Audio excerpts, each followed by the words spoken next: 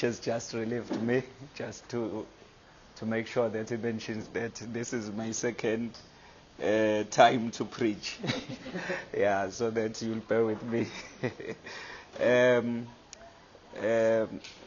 I think as we have heard, as the word was being read here, that First Samuel chapter 3, I read it, and it was very encouraging. It is a passage that's got a lot of things that you can pick and God help you with here in First Samuel chapter 3. And we see that when we start looking at the passage, it starts with making us to understand that the voice of God in Israel, it was no more by this time. God was not speaking even through visions.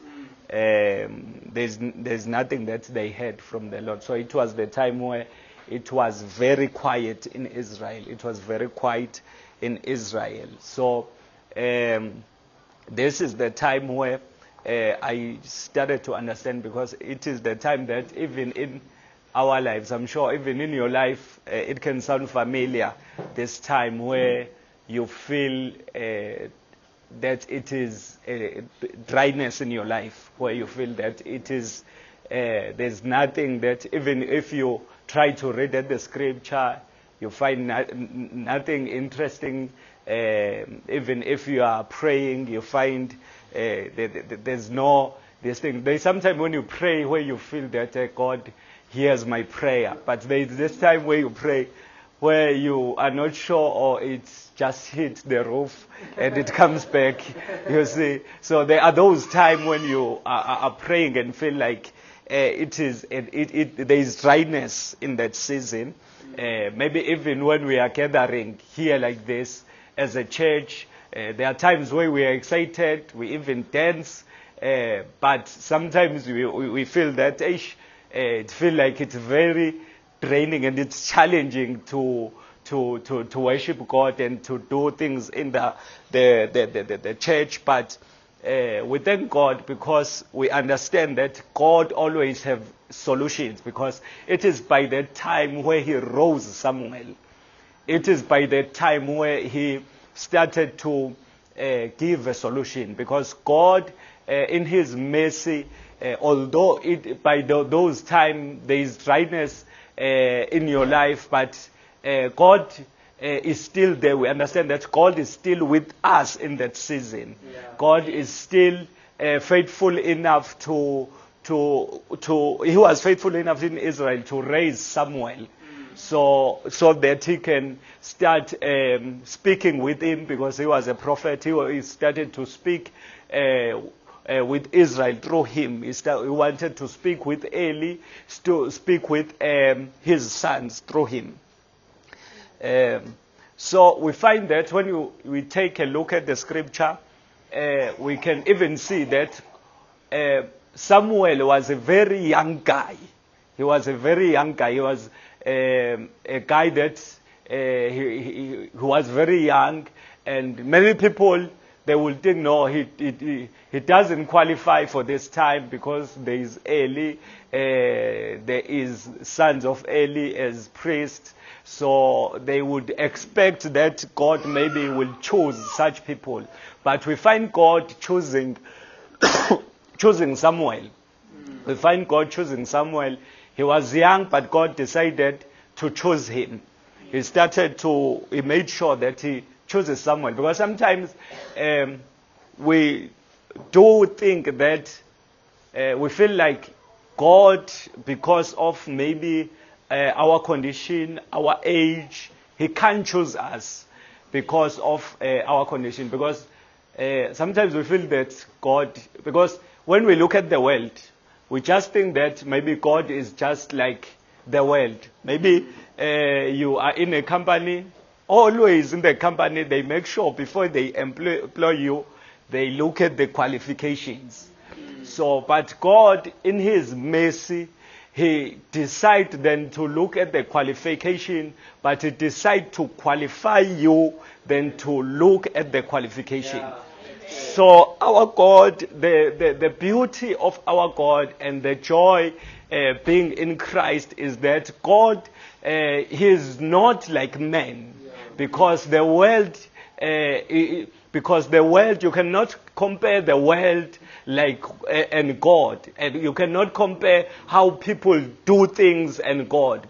God has his own way of doing things. It doesn't need you to qualify to be the child of God. It doesn't need you to qualify to be his child, but he qualifies you. There are people who are not in this place, but God has chosen you to be in this place, to listen to his word, to be a child of God.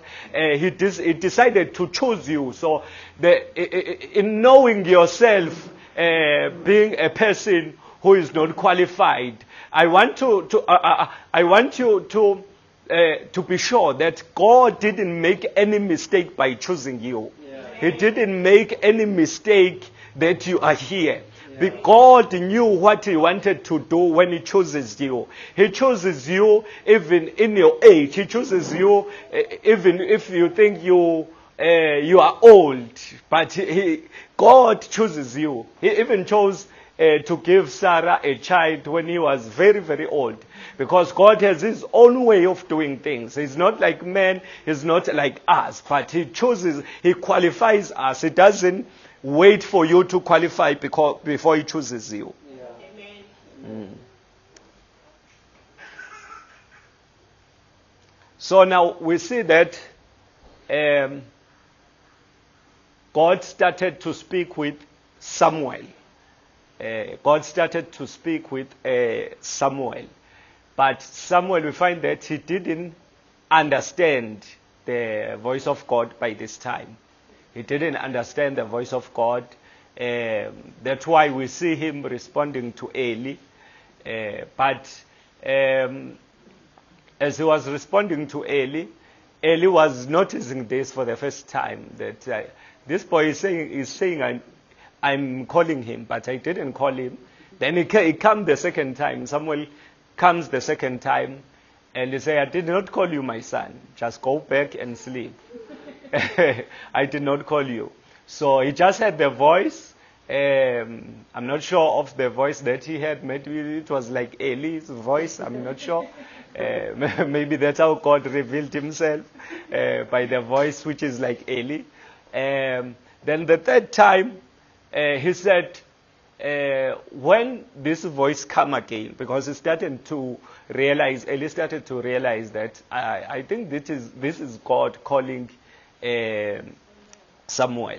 So he said to him, in the third time, when this voice come, make sure you said, I'm listening, your servant is listening.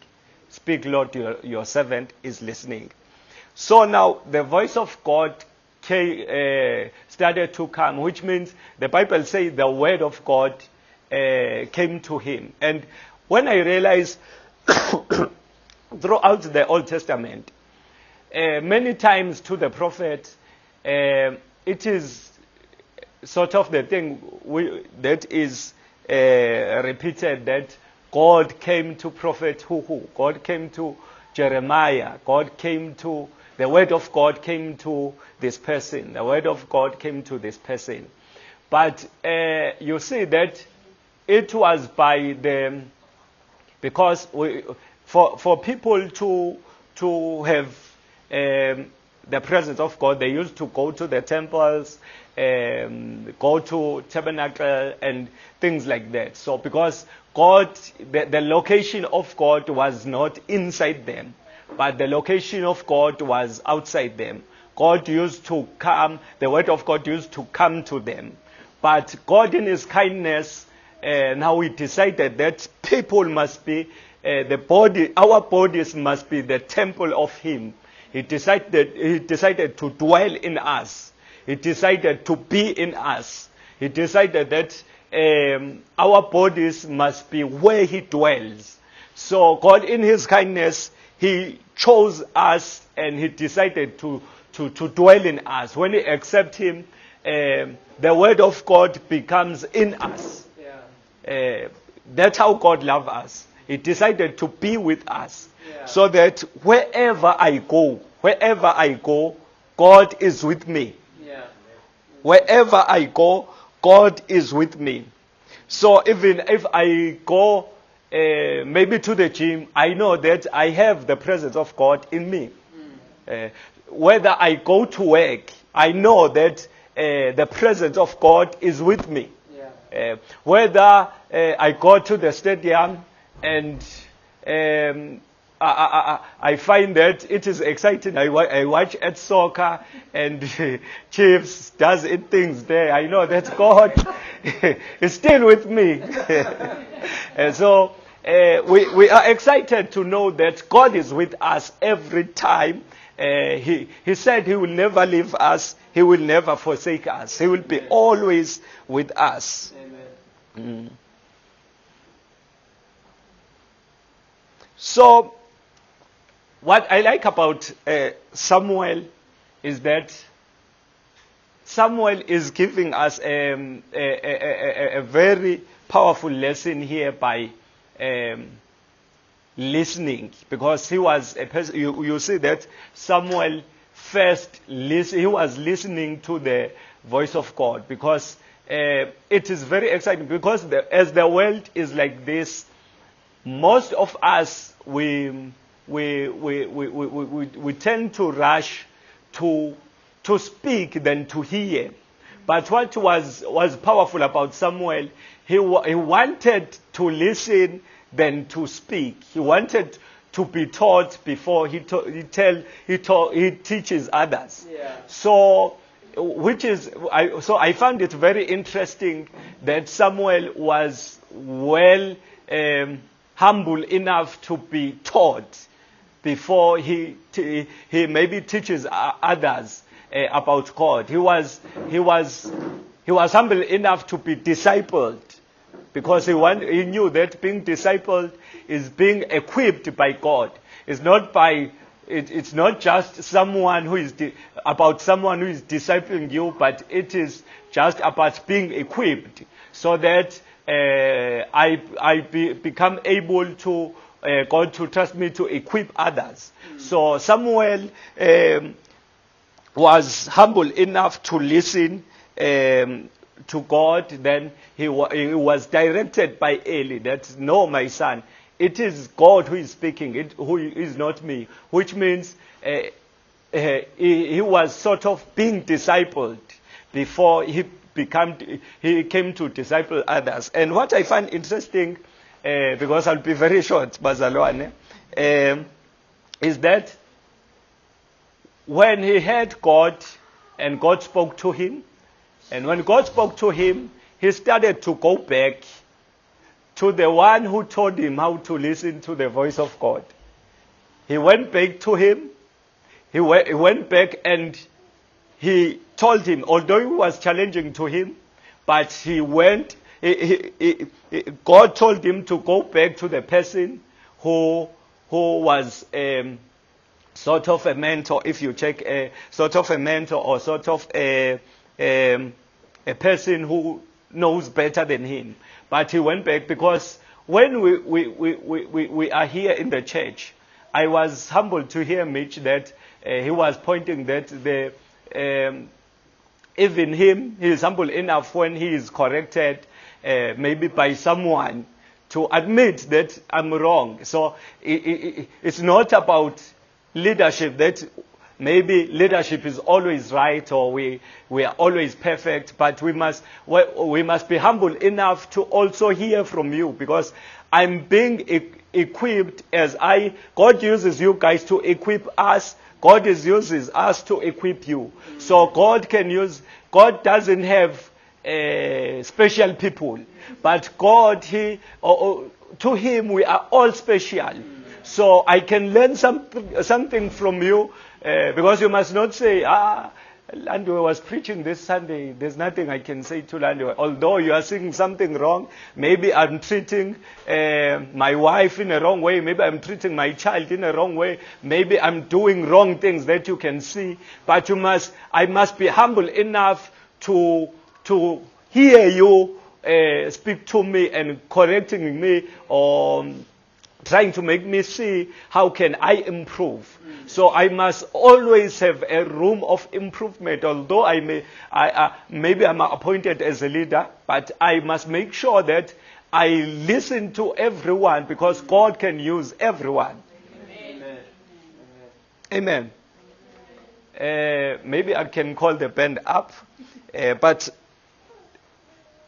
as I'm closing, I want us to look at that.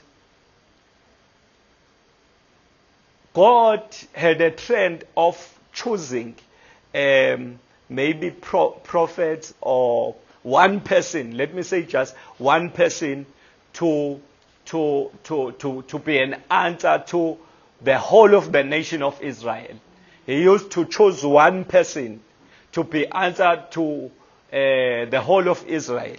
So here we see that when it was quite like this, as we have spoken before, that it was a very quiet moment for Israel.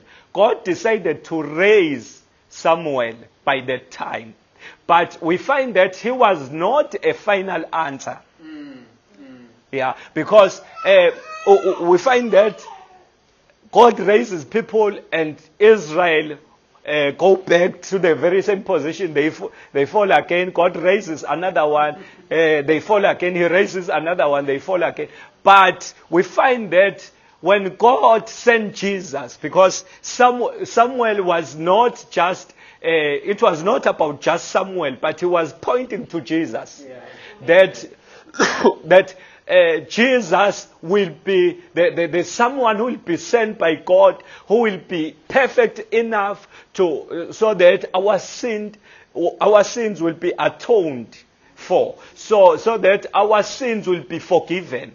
So God, in His mercy, He raised Samuel so that we can see that when we are in our sin, God chose to send His Son. God decided to send Jesus so that He will die for our sin, so that God will forgive us our sin in Jesus and give us His righteousness.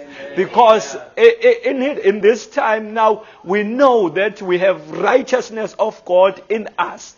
God gave, He didn't even give something of Him, but He gave us Himself as a gift to us. He didn't give us his things, but He gave us Himself.